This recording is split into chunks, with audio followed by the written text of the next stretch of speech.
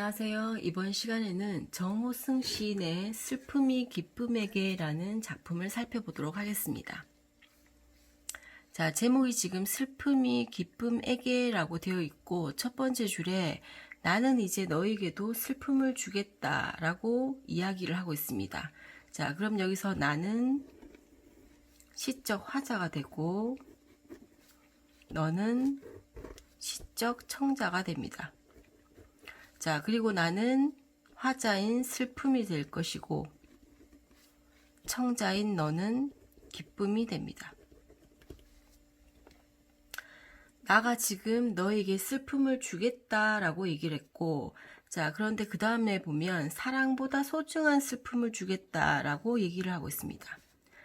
자, 슬픔은 일단 우리가 평소에 생각하기를 회피해야 할 부정적인 감정이라고 생각을 하는데, 사랑보다 소중한 슬픔이라고 해서 슬픔에 대한 일반적인 통념을 뒤집은 역설적 표현이 됩니다.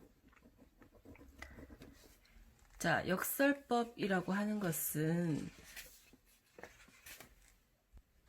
겉보기에는 모순된 말이지만 사실은 그 속에 진리를 담고 있는 표현입니다. 자, 그럼 왜 슬픔이 사랑보다 소중한지, 자, 그 다음을 보면 알 수 있겠죠. 겨울밤 거리에서 귤 몇 개를 놓고 살아온 추위와 떨고 있는 할머니에게 귤값을 깎으면서 기뻐하던 너. 자, 그러면 이 상황을 봤을 때 너는 어떤 인물이라는 걸 알 수 있냐? 자, 여기서 할머니 같은 경우는 특정 인물이라기보다는 우리 주변에서 볼 수 있는 소외된 이웃을 대표하는 인물이라고 볼 수 있습니다.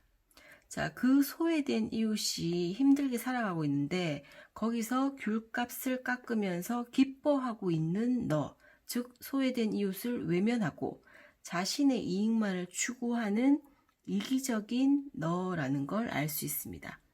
자, 그래서 여기서 청자인 기쁨, 너는 바로 이기적인 존재. 하지만 나는 슬픔의 평등한 얼굴을 보여주겠다라고 얘기를 하고 있습니다. 자, 그러면 슬픔이라고 하는 것은 평등한 얼굴을 지니고 있다라는 건데 여기서의 슬픔은 단순히 슬픈 마음이나 느낌이 아니고 우리 사회의 약자들에 대한 관심과 애정을 의미합니다. 자, 그렇게 보면 사회적 약자들을 자신과 평등한 존재로 바라본다는 거죠. 즉, 여기서의 슬픔은 소외된 이웃을 평등한 존재로 바라보기에 평등한 얼굴을 갖고 있다라고 한 것입니다. 자, 그럼 여기서의 슬픔은 이타적인 존재가 됩니다. 자, 그래서 지금 선생님이 동그라미와 세모를 했는데 화자 나는 슬픔으로 이타적인 존재, 긍정적인 시어가 되고 너는 청자 기쁨으로 이기적인 존재, 부정적 시어가 되는 겁니다. 자, 그럼 여기서 지금 계속 겠다, 겠다, 자, 겠다. 자, 겠다를 반복해서 리듬감을 형성하면서 화자의 의지를 강조하고 있습니다. 자, 그럼 여기까지 이기적인 너에게 슬픔을 보여주고자 하는 게 화자의 주된 내용입니다. 자, 이 시는 1년으로 구성되어 있지만 내용으로 보면 세 부분으로 나눌 수가 있습니다. 그래서 좀 전에 이기적인 너에게 슬픔을 주고자 하는 내용. 자, 이번에 두 번째는 내가 어둠 속에서 너를 부를 때. 자, 여기서 어둠이라고 하는 것은 고통스러운 처지, 소외된 처지였을 때, 자, 기쁨 너를 불렀을 때 너는 어떻게 했냐? 단 한 번도 평등하게 웃어주질 않았고, 가만히에 덮인 동사자가 다시 얼어 죽을 때 가만히 한 장조차 덮어주지 않은 무관심한 너. 자, 그래서 아까 앞부분에서는 이기적인 너였다면 이번에는 무관심한 너가 되는 거죠. 자, 외면하고 무관심한. 자, 여기서 동사자가 등장하는데, 자, 아까 앞부분에서 할머니와 같은 역할을 하는 시어입니다. 소외된 이웃. 자, 가만히 한 장 쫓아. 자, 이거 하나라도 못 해주겠냐. 그렇게 봤을 때, 가만히 한 장 같은 경우는 어떻게 보면 최소한의 관심을 의미한다. 자, 그리고 여기서 가만히에 덮인 동사자가 다시 얼어 죽을 때, 동사자는 얼어 죽은 사람인데 다시 얼어 죽는다라고 했을 때 역설법으로 볼 수도 있는 거죠. 그만큼 고통스러운 상황에 있는 사람이 더 고통스러운데도 불구하고 조금의 관심도 가지지 않는 무관심한 너라고. 자, 이 무관심한 너에게 나는 어떻게 하겠다? 기다림을 주겠다. 자, 그래서 이 부분이 두 번째 부분까지 나뉠 수가 있습니다. 자, 아까 앞부분에서는 이기적인 너에게 슬픔을 주겠다. 이번에는 무관심한 너에게 기다림을 주겠다. 자, 다음이 세 번째 부분인데요. 자, 여기를 보면 이 세상에 내리던 한방눈을 멈추겠다라고 얘기했습니다. 그러면 화자가 생각했을 때 이 한방눈은 부정적인 시어입니다. 자, 왜 부정적인 시어냐 하면, 자, 포근한 느낌이 드는 거는 맞지만 그것은 가진 자들, 애들에 해당하는 포근함이 됩니다. 자, 하지만 헐벗은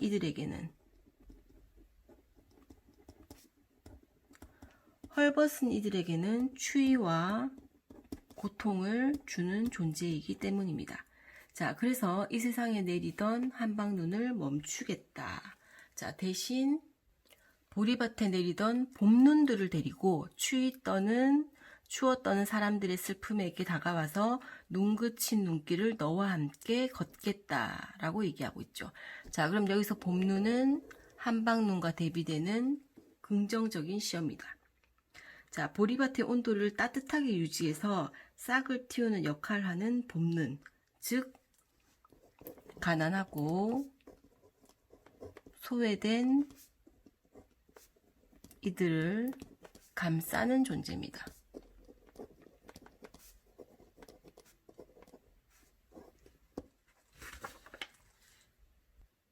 보리밭에 내리던 봄눈들을 데리고 추워 떠는 사람들의 슬픔에게 다가가서, 자, 눈 그친 눈길, 자, 모두 평등한 공간인 그곳에서 너와 함께 걷겠다. 슬픔의 힘에 대한 이야기를 하며, 자, 슬픔의 힘은 앞에서도 쭉 봤던 사회적 약자에게 관심과 애정을 가지고 포용하는 힘이 되겠죠. 자, 그러면서 기다림의 슬픔까지 걸어가겠다. 자, 그러면 슬픔의 가치를 깨달을 때까지, 너가 슬픔의 가치를 깨달을 때까지 기다리겠다라는 역시 의지가 드러납니다. 자, 그럼 시를 한번 정리해 볼게요. 자, 1행부터 6행까지는 이기적인 너에게 슬픔을 주겠다. 두 번째, 무관심한 너에게 기다림을 주겠다. 세 번째, 슬픔의 힘을 이야기하며 너와 함께 걸어가겠다.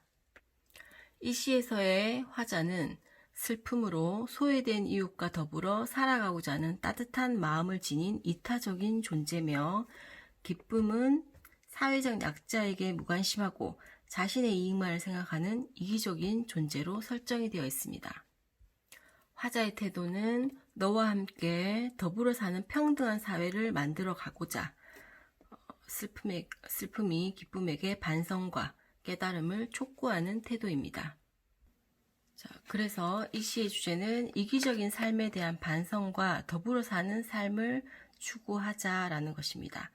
자, 역설적인 표현을 활용해서 주제를 효과적으로 드러냈고, 전체적으로 의인화를 통해서 말을 건네는 방식으로 시상을 전개했습니다. 자, 특정 음은 어미, 음보를 반복했다. 그래서 운율을 형성했다고 했는데, 자, 그 부분이 어디냐면, 자, 여기서 나는 이제 너에게도 기다림을 주겠다. 이 세상에 내리던 한방눈을 멈추겠다. 자, 이런 식으로 사음보를 반복하고 있고 겠다 겠다라는 표현을 반복하면서 자, 내리던 자, 이런 식으로 특정 의문 즉 니은을 반복하고 있는 게 운율을 형성하는 요소입니다. 지금까지 슬픔이 기쁨에게 정호승 시를 살펴봤습니다. 감사합니다.